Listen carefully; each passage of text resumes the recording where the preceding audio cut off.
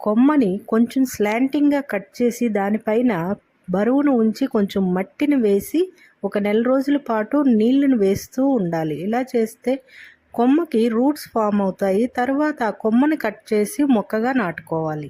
గులాబీ మొక్కకి విత్తనాలు ఎక్కడుంటాయని చాలామందికి డౌట్ వస్తుంది. కానీ గులాబీ పూలు పూసినప్పుడు చెట్టుకే వదిలేస్తే ఆ పువ్వు బాగా ముదిరి ఎండిపోయాక ఆ పువ్వుని కట్ చేస్తే లోపల సీడ్స్ ఉంటాయి. నర్సరీల నుండి తీసుకొచ్చిన మొక్కలు హెల్దీగా ఉంటాయి. కానీ మన గార్డెన్కి తీసుకొచ్చి నాటగానే వాటి కలర్ మారుతాయి, కొంచెం వాడినట్టు కనపడతాయి. అలాంటప్పుడు కొంచెం వాటర్లో పసుపు పొడిని కానీ దాల్చిన చెక్క పొడిని కానీ వేసి స్ప్రింకిల్ చేస్తూ ఉండాలి. ఎప్సమ్ సాల్ట్ కలిపిన వాటర్ని మొక్క చుట్టూ చల్లుతారు. అలవీరా మొక్క గుజ్జుని మొక్క చుట్టూ ఉన్న మట్టిని తవ్వి దాని చుట్టూ ఇస్తే రూటింగ్ హార్మోన్ లాగా పనిచేస్తుంది.